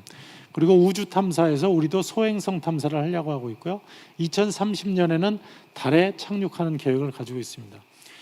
아직까지 우리나라는 좀 철학이 부족하다고 봅니다. 왜냐하면 다른 나라에서 하는 거를 팔로우업은 하지만 따라는 거지만 우리만의 그런 철학이 아직 분명하지 않습니다. 그래서 이제 요새 우주청이 만들어져야 하고, 여기에서 우리는 어떤 철학을 가지고 우리는 개발을 할 것인가, 이런 것들이 세워져야 구체적인 안이 더 방향성이 결정될 거고요. 그래서 우리 우주 개발의 철학은 무엇인가? 저는 하여간 우리나라는 일본과 유사하게 실리 추구를 하면서 안보와 기술과 경제를 토끼를 잡아야 되는 그런 거라고 생각을 합니다. 앞으로는 로봇과 AI와 우주통신, 메타버스, 이런 시대가 바로 도래하고 있습니다. 실제로 지금 이미 서비스가 많이 되고 있는 분야죠. 그래서 이런 것들을 아이들한테 좀 잘 할 수 있게 해야 되면 어떤 교육이 되어야 할까 좀 생각을 해보면, 아이들이 잘하는 거를 해줘야 된다고 생각을 합니다. 이거 다 아는 얘기실 거예요. 우리 연구소에서도 연구원마다 특징이 다 있습니다. 그 연구원이 잘할 수 있는 걸 해주면 굉장히 200%, 300% 기술을 발휘하고요. 잘할 수 없는 걸 해주면 너무너무 힘들어하고 그 친구도 피곤하고 저도 피곤하고 다들 피곤합니다. 그래서 아이들이 잘하는 것이 무엇인가를 스스로 알게 하는 것 중요하고, 그것을 발굴해주는 무슨 시스템, 그런 것들은 굉장히 중요합니다. 이제 구체적으로 말씀드리면, 우리 연구소에서 어떤 친구는 컴퓨터로 해서 시뮬레이션 하는 걸 굉장히 잘하는 친구가 있고요. 어떤 친구는 현장에서 그걸 조립하고 시험하는 걸 굉장히 잘하는 친구가 있어요. 이걸 만약에 거꾸로 놓으면 굉장히 서로 피곤해합니다. 근데 똑똑한 친구들 굉장히 많거든요. 저희 연구소에 다 그냥 석박사하고 스카이 나온 친구들로 카이스트까지 해서 그런데 그 와중에도 이제 무슨 일을 해야 되냐면 문서 작업을 해야 돼요. 우리가 개발하면 개발품에 대해서 서류 작업을 해야 되고, 이런 것들이 잘 정리가 돼 있어야 나중에 물품이 잘못됐을 때 예전에 얘는 이런 시험을 거쳤구나, 이력을 다 찾아야 되거든요.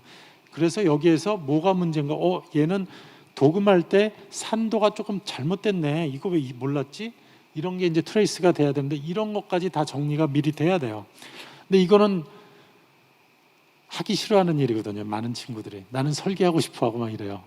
근데 그런 것들을 잘 발굴을 해서 해주면 그런 것을 좋아하고 즐기는 친구들이 있습니다. 그래서 아이들이 머리만 똑똑하고 이런 것들이 아니라 그런 것들을 잘 할 수 있는 거를 찾아주면, 그 탤런트를 찾아주면 아이들이 잘 할 수 있다. 그리고 협업하는 거 굉장히 중요합니다. 어디 가나 조직에나 똑똑한 사람 있는데 독불 장군 있잖아요. 저희 연구소에서도 이제 그런 친구들은 본인도 힘들어하고 조직에도 도움이 좀 되기가 힘들죠. 왜냐하면 독불 장군이 되면 이 거대 시스템을 혼자 할 수 있는 게 아니거든요. 결론이 나지를 않아요.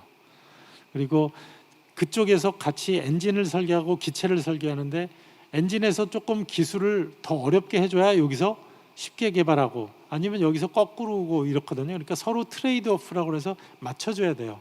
그러지 않으면은 한쪽 시스템만을 위해서 하면은 기형아가 태어납니다. 로켓이.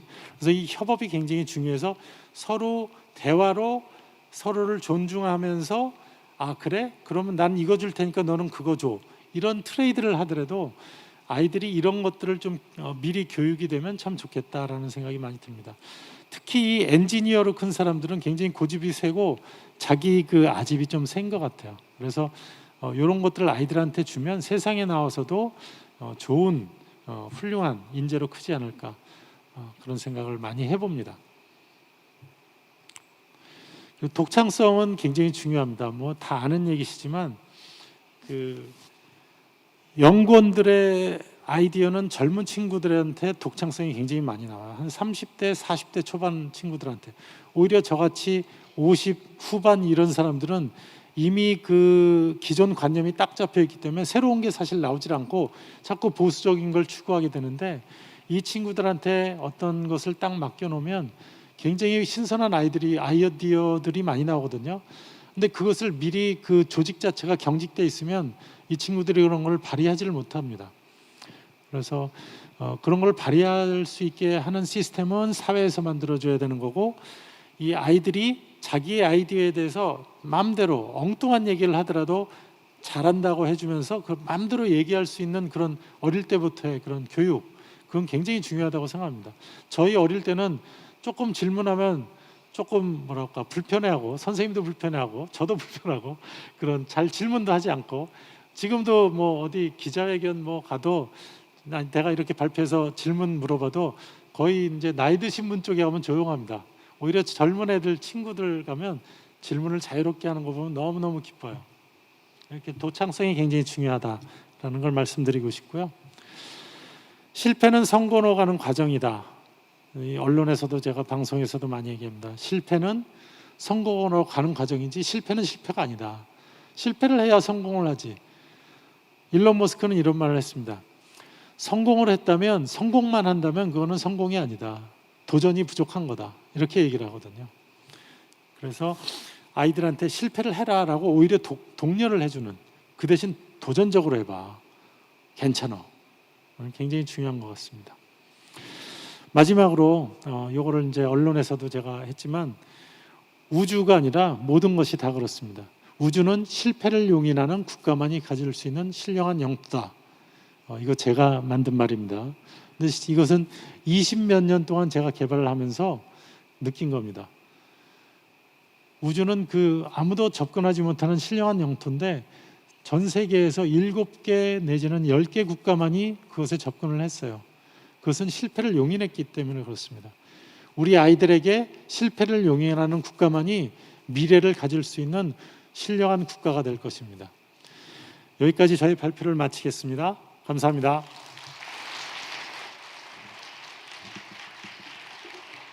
네, 생생한 우리나라의 과학 발전에 대해서 강연해 주신 박사님께 다시 한번 큰 박수 부탁드립니다. 네, 로켓 발사의 핵심은 국가의 눈을 갖는 것이다라고 말씀을 해주셨는데요.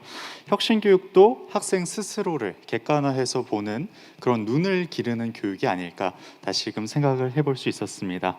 잘할 수 있는 걸 찾을 수 있는 교육, 그 교육의 방향성에 혁신교육이 서 있지 않을까 싶습니다. 1부의 마지막 순서로요, 책을 하나 소개해 드리려고 합니다. 코로나19에 의해서 변화된 학교 현장의 일상을 생생하게 담은 책인데요. 이번 책이 학교 정책과에서 발간이 되었다고 합니다. 이 책에 대한 설명은 지필 팀장님이신 왕남초등학교의 박대식 교장 선생님께서 해주시겠습니다. 큰 박수로 맞아주시기 바랍니다. 네, 안녕하세요. 방금 소개받은 왕남초등학교 박대식입니다.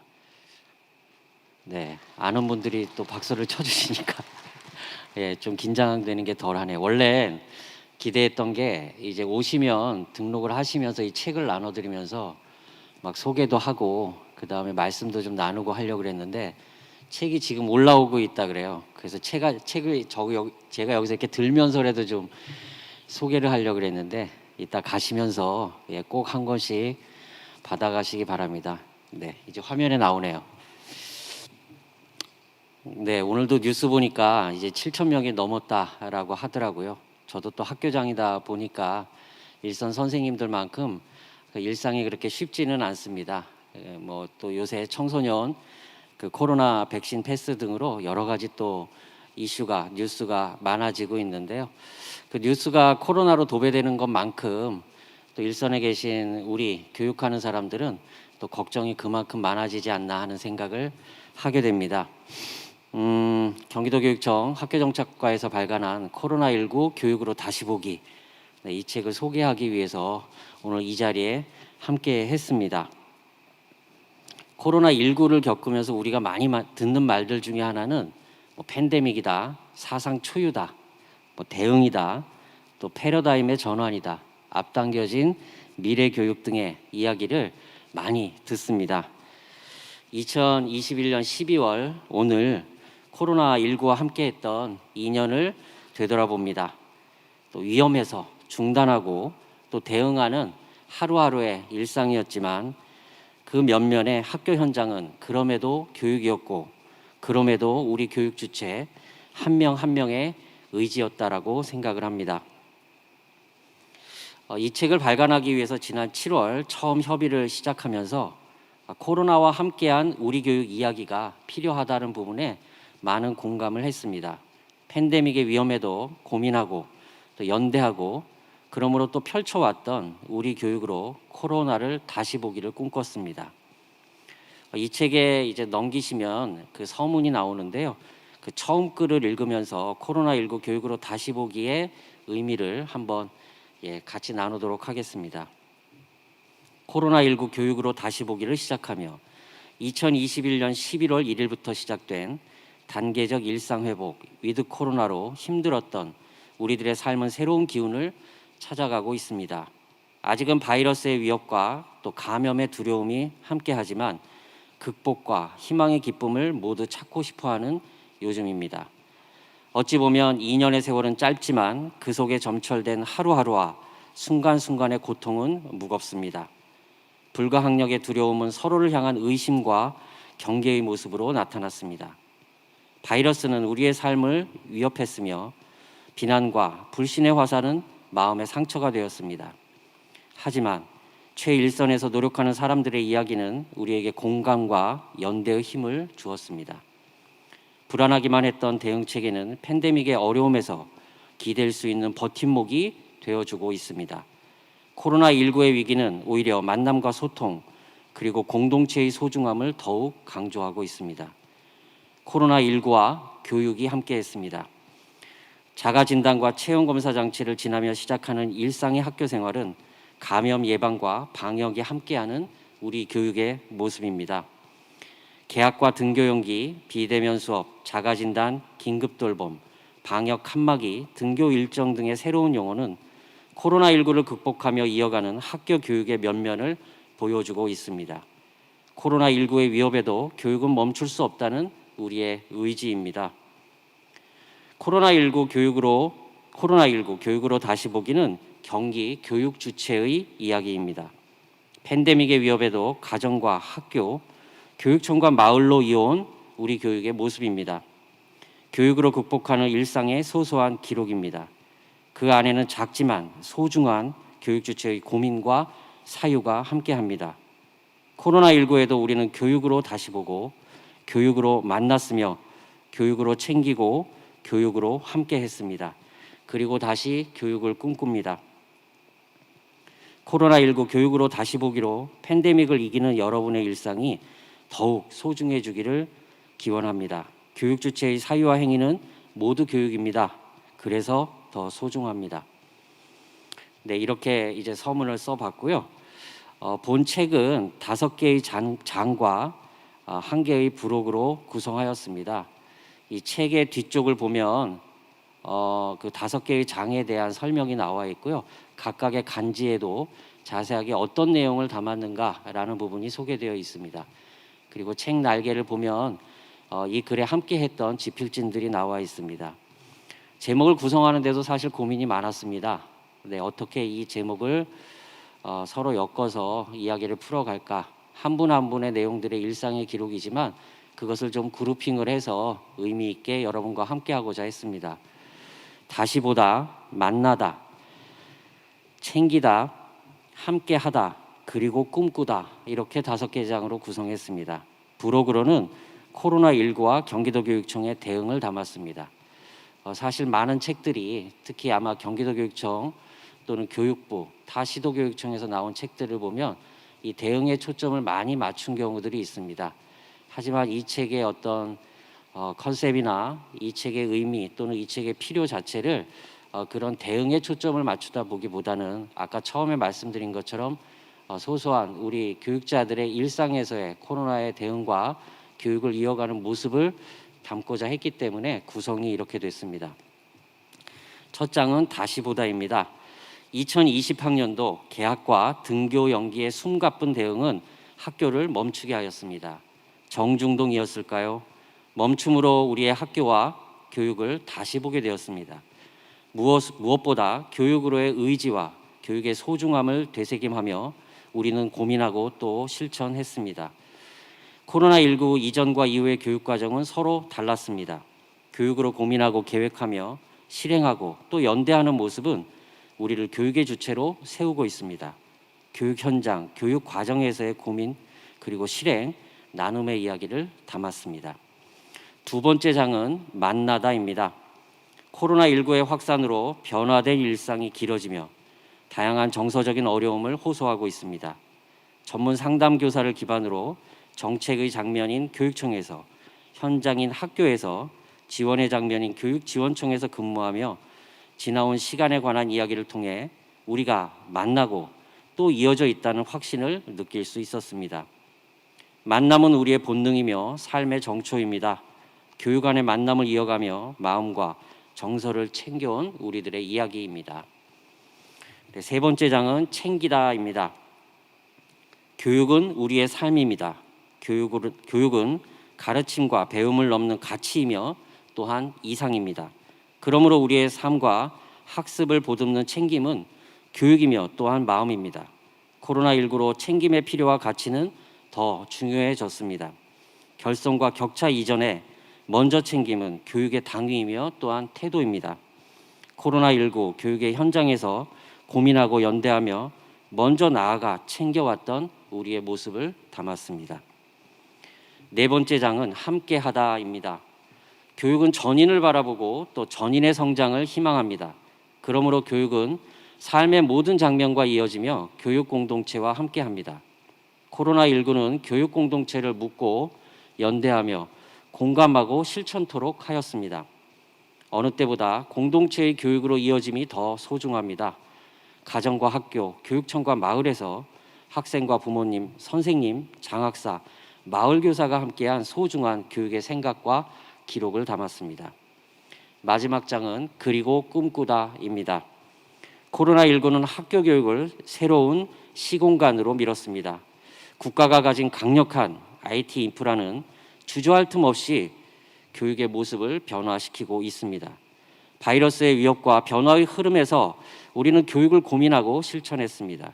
그리고 꿈꿉니다. 교육이 이끌어갈 미래, 그리고 교육이 중심되는 미래 교육의 이야기를 담았습니다. 부록으로 코로나19와 경기도교육청의 대응을 담았습니다. 우리 세대 처음 겪는 팬데믹의 위험은 처음에는 불안했던 대응의 방식을 체계적이며 예측 가능한 관리의 체제로 변화시켰습니다. 여전히 지속되는 두려움이지만 학교 교육에 대한 대응은 가정, 학교, 방과 후를 아우를 만큼 전방위적이며 방역과 수업, 돌봄과 급식을 챙긴 만큼 꼼꼼합니다. 코로나19 확산의 추이와 경기도교육청의 대응을 부록으로 담았습니다. 코로나19 교육으로 다시 보기 집필에는 여러분과 같은 학생과 학부모, 선생님과 교감, 교장, 장학사와 마을 선생님들이 함께했습니다. 특별한 분들이 아닌 여기 함께하신 여러분과 같은 우리 곁에 있는 교육의 주체들입니다. 코로나19 교육으로 다시 보다의 내용은 그러므로 특별하고 훌륭한 경험이 아닙니다.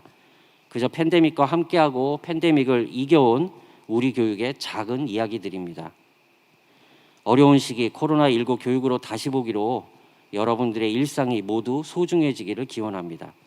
우리 앞에는 교육이 있으며 우리 곁에는 교육의 주체가 함께하고 우리의 마음에는 의지와 희망이 함께하기 때문입니다. 건강하세요. 고맙습니다.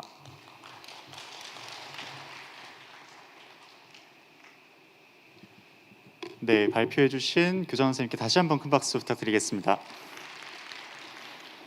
네, 이렇게 일부 여는 마당에 준비된 행사가 모두 마무리되었습니다. 저도 이제 인사를 드릴 때가 되었는데요. 짧은 시간 이렇게 경기도의 많은 선생님들과 함께할 수 있어서 영광이었습니다. 네, 사실 이렇게 끝내고 싶은데 시나리오에 개인적 소회를 꼭 밝혀주세요라고 적혀져 있어서 좀 짧게나마 준비를 했습니다. 그래서 사회자로서 오늘 교육 이 현장에 함께하게 된 소회를 잠시 밝혀드리면, 이제 10년 동안 혁신교육과 함께 했었던 저로서 이 현장에 서 있는 게 참으로 영광스럽게 여겨집니다. 그렇지만 그걸 넘어서서 선생님들께서 이렇게 혁신교육에 많은 노력을 하고 계시구나, 이런 걸 좀 새삼 깨닫게 된 계기가 된 것 같습니다. 무엇보다 혁신교육을 위한 교사의 노력이 교육공동체의 일원인 학생이나 학부모에게 잘 보이지 않기 때문에 그간의 노력의 가치를 잘 몰라왔었던 것 같기도 합니다. 특히 이제 수업이 끝나고 전문적 학습 공동체를 할 때가 있었는데, 그럴 때는 학생들은 이제 수업이 일찍 끝났다고 되게 좋아하고 학부모들 수업이 왜 이렇게 일찍 끝났냐고 이렇게 몰아치는 그런 상황 속에서도 여러 의견을 공유하고 또 새로운 수업을 열기 위해서 보이지 않는 그런 각고의 노력을 해주심에 정말 감사드린다는 말씀을 드리고 싶습니다. 혁신교육의 길에 많은 어려움이 상존하고 있습니다. 그렇지만 저와 같은 그런 많은 학생들이 혁신교육을 통해서 자신의 진로를 개척해 나가고 자신의 삶을 책임지는 자세를 기르고 있고, 또 앞으로도 혁신교육을 통해 많은 걸 배워나가리라 생각합니다. 이런 측면에서 선생님들께서 좀 더 노력을 해주시면 좋겠다는 그런 개인적인 소회가 있었습니다. 네, 선생님들, 네, 감사합니다. 네, 선생님들의 혁신교육에 대한 열정이 2부 학술 발표 시간에도 이어지기를 바라겠습니다. 2부 학술 발표는요, 자치, 혁신, 미래, 협력의 4가지 주제의 총 11개의 세션으로 구성이 됩니다. 모두 점심 식사를 하신 후에 오후 2시부터 개별 회의장에 참석하시거나 줌을 통해서 접속하실 수 있으니 참고해 주시길 부탁드립니다. 그럼 이상으로 2021 경기도 혁신교육학술대회 1부 여는 마당을 모두 마치겠습니다. 고맙습니다. 네, 그럼 이상으로 유튜브